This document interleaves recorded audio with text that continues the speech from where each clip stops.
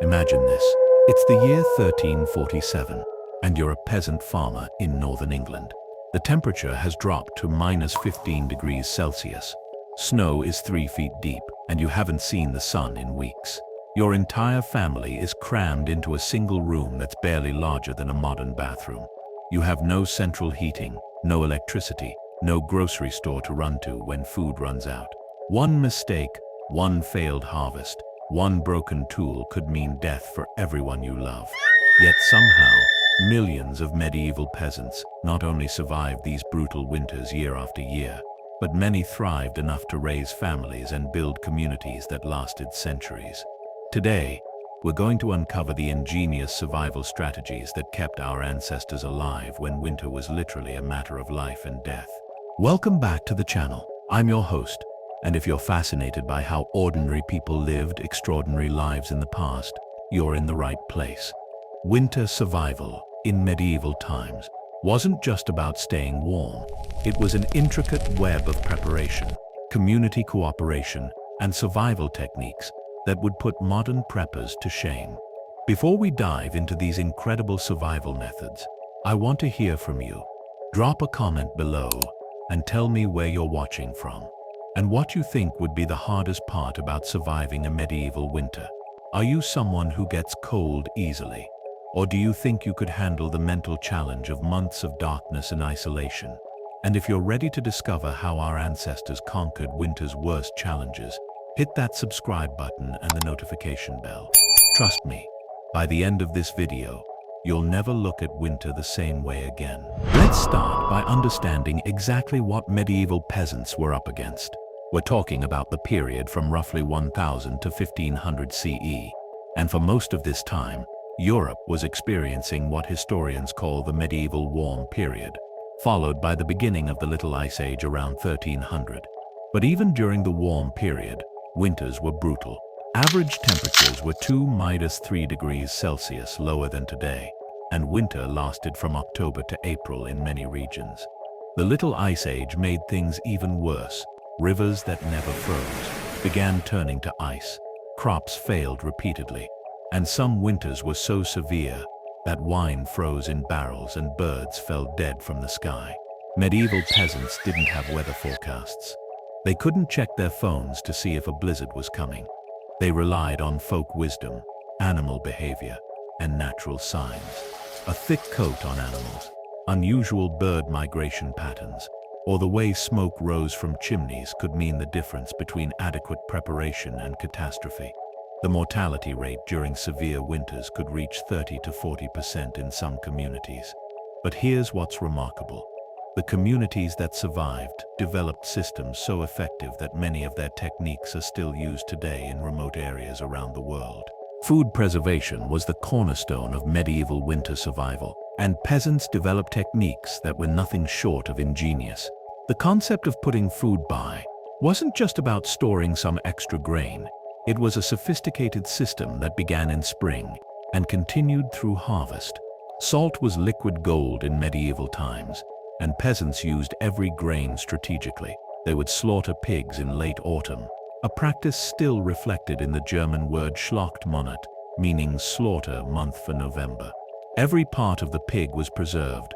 Meat was salted and smoked. Blood was made into sausages. Fat was rendered for cooking and lighting, and even the bladder was used for storage. But salt wasn't always available or affordable. Peasants became masters of fermentation. They created sauerkraut by layering cabbage with salt in wooden barrels, producing a vitamin C-rich food that prevented scurvy. They fermented fish, dairy, and even meats using naturally occurring bacteria. These fermented foods weren't just preserved. They were often more nutritious than fresh foods. Root vegetables were stored in elaborate underground systems. Peasants would dig cellars lined with stones, creating environments that stayed at consistent temperatures just above freezing.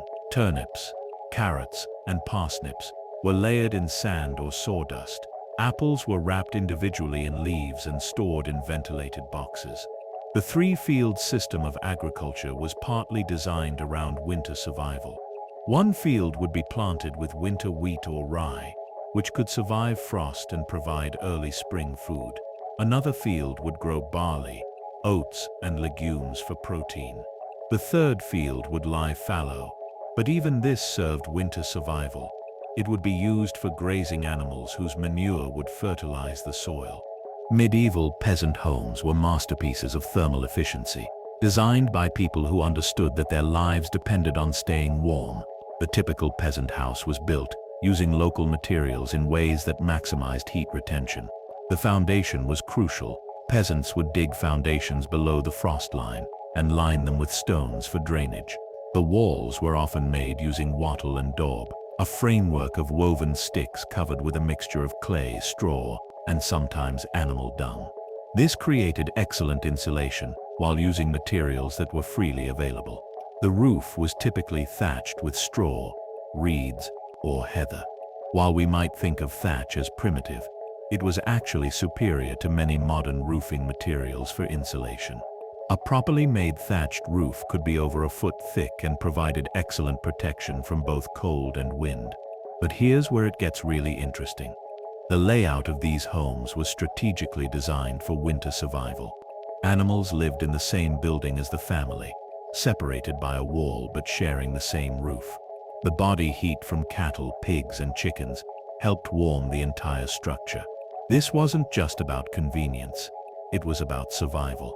The central fireplace was the heart of the home, but medieval peasants didn't waste any heat. They developed sophisticated systems for heat retention. Some homes had underfloor heating systems inspired by Roman hypocausts, using channels under the floor to distribute warm air. Others used heated stones. Large rocks would be heated in the fire all day, then wrapped in cloth and placed in beds at night. Windows were tiny and few, covered with oiled cloth, thin sheets of horn, or in rare cases, expensive glass. Doors were thick and often had heavy curtains hanging behind them. Every opening was designed to minimize heat loss. Medieval peasants understood layering long before it became a modern outdoor survival principle. Their clothing systems were sophisticated and varied based on their specific regional climates and available materials. The base layer was typically a linen undergarment, a long tunic or shirt that wicked moisture away from the skin.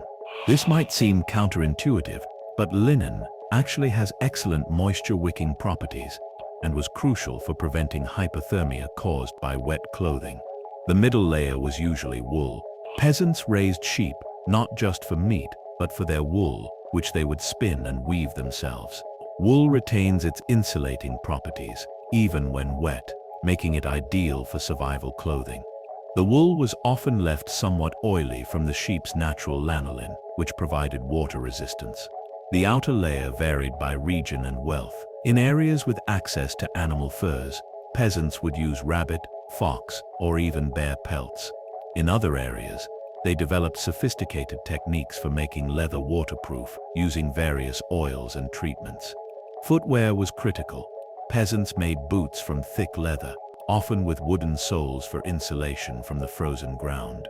They stuffed their boots with straw, moss, or sheep's wool for extra warmth. Some regions developed specialized winter footwear, felt boots that were waterproof and incredibly warm. Head coverings weren't just about fashion. Medieval peasants wore wool caps, often with ear flaps, and understood that covering the head was crucial for retaining body heat. Women's head coverings served dual purposes of warmth and modesty, but clothing was just part of the system. Peasants also used heated clothing.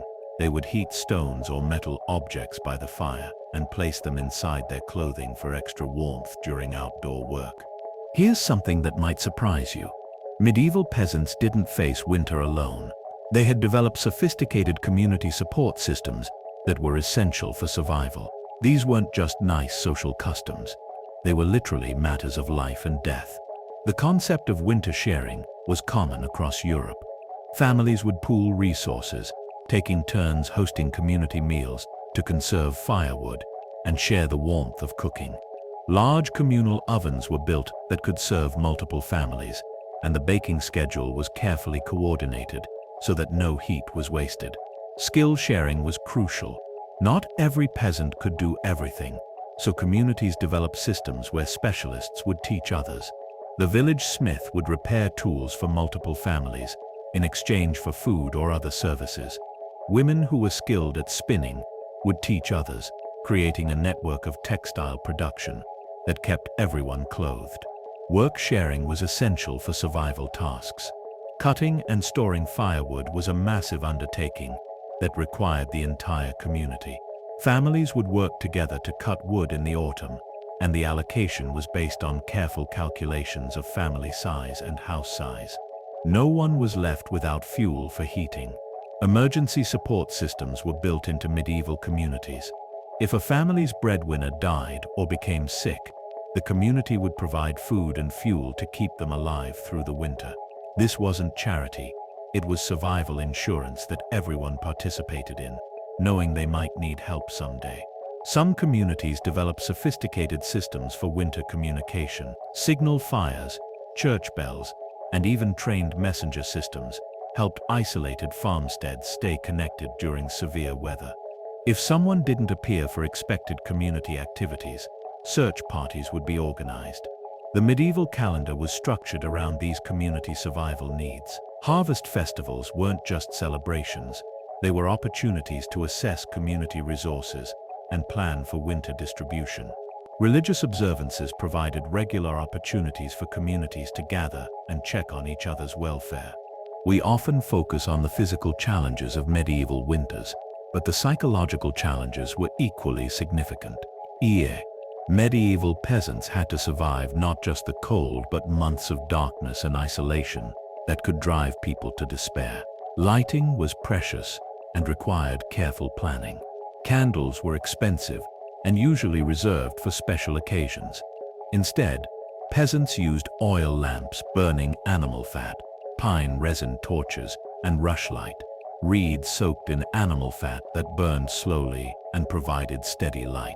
The production and conservation of lighting materials was as important as food preservation. Medieval people understood the importance of maintaining routines during dark winters. Work continued, even when outdoor farming was impossible. This was the season for indoor crafts: spinning, weaving, tool making, and food processing. Keeping busy wasn't just about productivity, it was about mental health. Social gatherings were crucial for psychological survival. Long winter evenings were spent in communal activities: storytelling, music, games, and crafts. These weren't just entertainment, they were community mental health practices that kept people connected and provided psychological support during the darkest months. Religious observances provided structure and hope during winter. The placement of major Christian holidays like Christmas during the darkest part of winter wasn't coincidental. It provided light, celebration, and community gathering when people needed it most.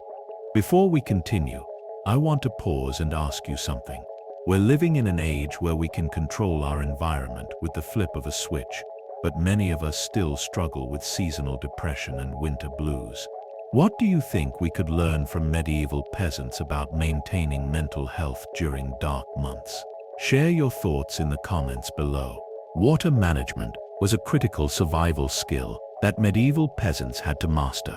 When wells froze and streams turned to ice, obtaining clean water became a daily challenge that required both planning and technique. Peasants would collect and store water during autumn in large containers, often clay pots or wooden barrels that were kept in cellars to prevent freezing. They understood that moving water was less likely to freeze, so they would often create systems to keep water flowing slightly, even in severe cold. Ice and snow weren't just obstacles, they were resources.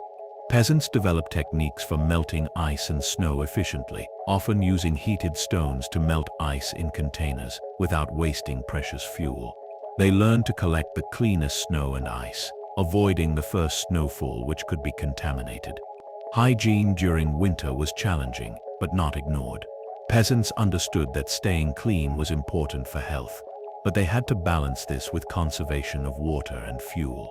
They developed systems for heated washing using minimal water, small amounts of heated water for washing faces and hands, and fuller baths only when resources permitted. Steam baths were common in many regions. Peasants would heat stones in fires and pour water over them in enclosed spaces, creating steam that served both cleansing and warming purposes. These steam baths were often community activities that conserved resources while maintaining hygiene. Personal hygiene extended to clothing. Peasants understood that clean clothing was warmer and healthier than dirty clothing. They developed systems for washing and drying clothes even in winter, often using heated indoor spaces and careful timing to ensure clothes dried completely. Medieval peasants were incredible innovators, developing tools and technologies specifically designed for winter survival. These weren't just crude implements. They were sophisticated solutions to complex problems. Heating tools were essential. Peasants developed various types of bed warmers, metal containers that could be filled with hot coals and placed in beds to warm them before sleep. They created heated stone systems, where specific stones would be heated all day and rotated for different warming purposes throughout the night. Food preparation tools were designed for efficiency. Peasants developed slow cooking methods that conserved fuel while providing maximum nutrition. Clay pots were designed to retain heat long after being removed from fires. Communal cooking tools were shared among families to maximize efficiency. Lighting tools were ingenious. Peasants created reflective surfaces using polished metal or even ice to amplify limited light sources. They developed timing systems for lighting using materials that burned at predictable rates, helping them manage their precious lighting resources. Transportation tools were adapted for winter conditions. Peasants developed various types of sleds and snowshoes for moving through deep snow. They created ice grips for shoes and tools for breaking ice. In some regions, they developed specialized tools for ice fishing, turning frozen water sources into food opportunities. Building tools were designed for quick repairs. Winter storms could damage homes, and peasants needed to be able to make rapid repairs in harsh conditions. They developed techniques for emergency patching and temporary enforcement that could be done even in severe weather. Medieval peasants lived by seasonal rhythms that were precisely calibrated for survival. Every activity had its optimal timing, and understanding these rhythms was crucial for making it through winter. Autumn preparation began in late summer. Peasants would start assessing their resources in August, calculating exactly how much food, fuel, and materials they would need for the coming winter. This wasn't guesswork. It was based on generations of accumulated knowledge about local climate patterns and survival requirements. The slaughter season was carefully timed. Animals were killed when they were fattest, but before they would need to be fed through winter. This timing provided maximum meat, while conserving feed for breeding stock and essential working animals. Preservation activities followed a strict schedule. Different foods had optimal preservation times, and peasants had to coordinate multiple preservation methods simultaneously. Apples were harvested at different times depending on variety and intended storage method. Cabbage was cut and prepared for fermentation at the exact moment when it had maximum nutritional value. Fuel gathering was timed around tree biology. Peasants knew that wood cut at certain times of year would burn better and last longer. They understood which trees provided the best firewood and when to harvest them for optimal burning characteristics. Work rhythms adapted to daylight hours. As days grew shorter, peasants adjusted their daily schedules to maximize productive hours.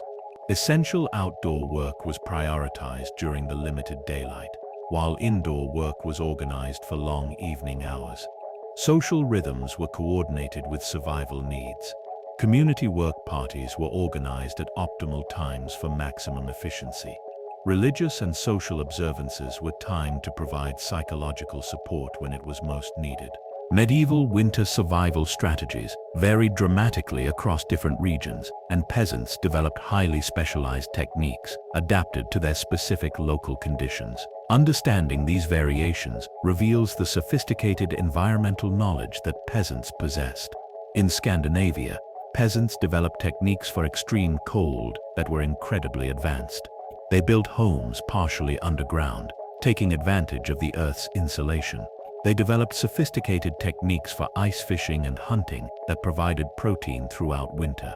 Scandinavian peasants also developed methods for preserving fish that could last for months. In mountainous regions like the Alps, peasants had to deal with avalanches, extreme winds, and dramatic temperature variations. They developed building techniques that could withstand heavy snow loads and sudden weather changes. Alpine peasants became experts at reading weather patterns and developed early warning systems for dangerous conditions.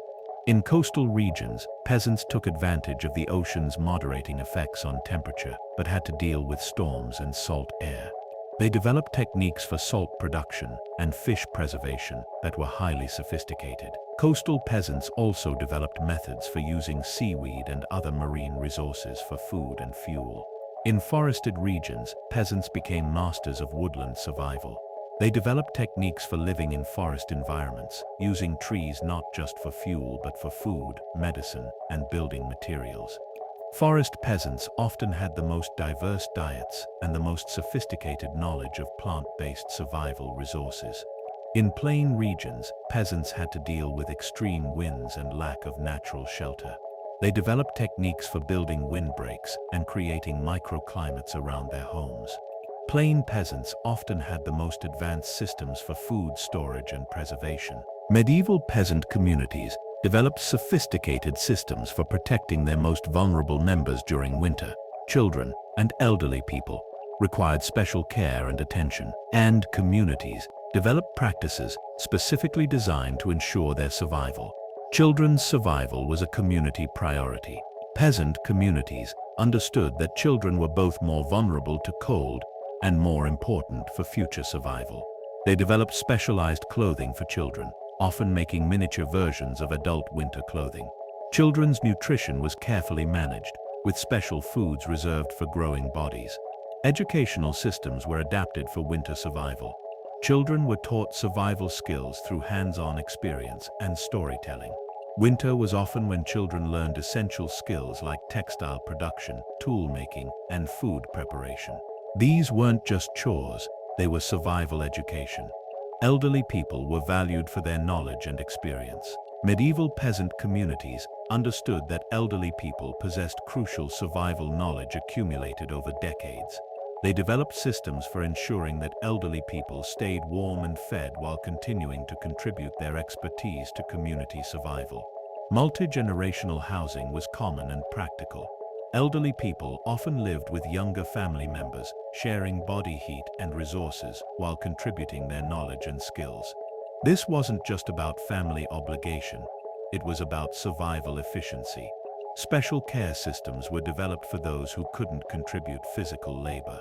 Peasant communities found ways for even frail elderly people to contribute to survival efforts through tasks like food preparation, textile work, or childcare that could be done indoors.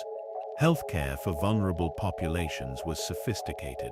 Peasant communities developed herbal medicines and treatments specifically for winter-related illnesses.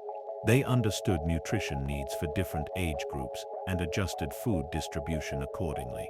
While we often think of medieval peasants as completely self-sufficient, the reality was more complex. Successful winter survival often depended on trade networks and resource sharing that extended beyond individual communities. Salt was the most crucial trade item. Salt was the most crucial trade item. Peasants would often trade summer agricultural surplus for salt, which was essential for food preservation. Salt trade routes were maintained even in winter, and communities would carefully manage their salt supplies to last through the preservation season. Iron and metal goods were essential for survival. Peasants needed tools, nails, and metal implements that they couldn't produce themselves. They would trade agricultural products, textiles, or labor for these essential items. The timing of these trades was crucial. They had to be completed before winter isolated communities. Specialized knowledge was traded between communities. A community with particularly successful preservation techniques might trade knowledge for resources. Master craftspeople would travel between communities, sharing techniques in exchange for food and shelter. Seasonal labor markets developed around winter preparation. Communities with surplus labor would send workers to areas that needed help with harvest or preparation activities. These workers would return with wages, trade goods, or knowledge that benefited their home communities. Emergency trade networks were crucial for survival. When communities faced shortages, they had established networks for emergency resource sharing. These networks were based on reciprocity. Communities that helped others in need could expect help when they faced difficulties. Religious institutions played important roles in trade and resource distribution. Monasteries and churches often served as centers for trade and resource storage, helping to coordinate survival resources across multiple communities. Medieval peasants weren't just following ancient traditions. They were constantly innovating and adapting their survival strategies based on changing conditions and new discoveries. This continuous improvement was essential for survival in an unpredictable world. Experimentation with food preservation was ongoing. Peasants would try new combinations of preservation methods, test different timing for various processes, and adapt techniques based on local resources. Successful innovations would spread through communities and trade networks. Building techniques evolved continuously. Peasants would observe which structures survived harsh winters best and adapt their building methods accordingly. They would experiment with new materials, different construction techniques, and improved heating systems. Tool development was driven by practical needs. Peasants would modify existing tools or create new ones to solve specific winter survival problems. These innovations were often simple but highly effective, and successful tools would be copied and spread to other communities. Resource utilization became increasingly sophisticated. Peasants developed new ways to use available materials, finding multiple uses for single resources and developing techniques for using materials that had previously been wasted. Communication systems improved over time. Communities developed better methods for sharing information about weather patterns, resource availability, and successful survival techniques. These communication networks were crucial for spreading innovations and warnings. Knowledge preservation and transmission became more sophisticated. Peasants developed better methods for passing survival knowledge to younger generations, ensuring that hard-won survival techniques weren't lost. As we've explored these incredible survival strategies, it's worth considering what lessons medieval peasants can teach us today. Our approaches to winter survival contain wisdom that's still relevant in our modern world. Community cooperation was essential for survival. Medieval peasants understood that individual families couldn't survive alone. They needed community support systems. In our modern world, we often try to be completely self-sufficient, but medieval peasants show us the power of community resilience. Resource conservation was sophisticated and necessary. Peasants developed incredible techniques for using every available resource efficiently. In our age of environmental challenges, their approaches to conservation and efficient resource use offer valuable lessons. Preparation and planning were crucial for survival. Medieval peasants began winter preparation months in advance, carefully calculating their needs and working systematically to meet them. Their systematic approach to preparation offers lessons for emergency preparedness today. Adaptation to local conditions was essential. Peasants developed highly specialized techniques adapted to their specific environments. In our globalized world, we can learn from their understanding of local adaptation and environmental knowledge. Mental health and community support were recognized as survival necessities. Medieval peasants understood that psychological survival was as important as physical survival, and they developed community practices to support mental health during challenging times. Now I want to hear from you. Which of these medieval survival strategies surprised you the most? Are there any techniques you think might be useful in modern emergencies? And have you ever experienced a winter that made you appreciate modern heating and food storage? Share your thoughts in the comments below. While we've explored all these incredible survival strategies, it's important to understand that winter survival in medieval times came with a very real human cost. Not everyone made it through, and the stakes were always life and death. Mortality rates during severe winters were sobering. Historical records show that during particularly harsh winters, 20 to 30% of some communities might not survive until spring. Children under 5 and adults over 60 were especially vulnerable. Families might lose multiple members in a single winter, The physical toll was enormous. The physical toll was enormous. Even those who survived often suffered from malnutrition, frostbite, and various winter-related illnesses. Chronic conditions like arthritis were worsened by cold and dampness. Many people lived with permanent disabilities caused by winter injuries. The psychological cost was significant. Months of darkness, cold, and isolation took a toll on mental health. Historical records mention seasonal depression, anxiety, and various forms of what we might now recognize as post-traumatic stress.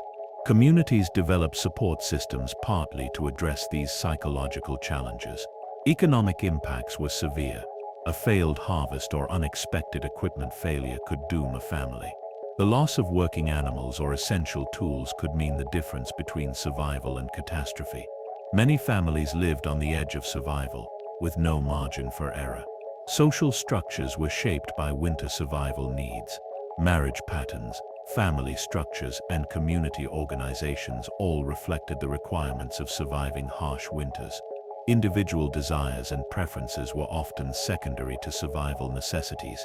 Yet despite these costs, medieval peasants developed remarkable resilience. They created systems that allowed millions of people to survive and thrive in conditions that would challenge us today. Their story is one of human ingenuity, community cooperation, and determination in the face of incredible odds. As we conclude our exploration of how medieval peasants survived freezing winters, it's worth reflecting on the incredible legacy of their survival strategies. And these weren't just historical curiosities. They represent some of humanity's greatest achievements in adaptation and resilience. The techniques we've explored today were developed over centuries by people who understood that their lives depended on getting every detail right. They created systems that were sophisticated, efficient, and remarkably effective. Many of these techniques are still used today in remote areas around the world. Medieval peasants show us that human beings are capable of incredible adaptation when survival depends on it. They developed complex systems for food preservation, sophisticated building techniques, efficient resource management, and strong community support networks. They did all this without modern technology, relying instead on careful observation, accumulated knowledge, and community cooperation. Their story reminds us that survival isn't just about individual strength or resources, it's about knowledge, preparation, and community. Medieval peasants survived not because they were superhuman, but because they developed systems that worked and communities that supported each other. In our modern world, we face different challenges, but the principles that kept medieval peasants alive are still relevant. The importance of preparation, community cooperation, resource conservation, and adaptation to local conditions are as important today as they were 1,000 years ago. Most importantly, medieval peasants remind us of human resilience. Faced with conditions that would challenge us today, they not only survived but created communities, raised families, and built civilizations that lasted for centuries. Their legacy is a testament to human ingenuity and the power of cooperation in the face of adversity. If you've made it this far, you're clearly fascinated by the incredible survival strategies of our medieval ancestors.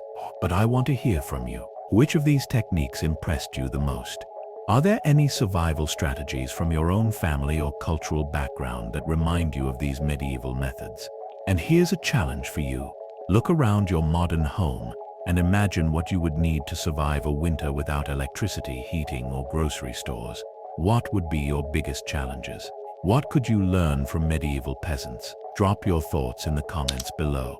I read every single comment and love hearing your perspectives and experiences. And if you enjoyed diving deep into medieval survival strategies, make sure to subscribe and hit that notification bell.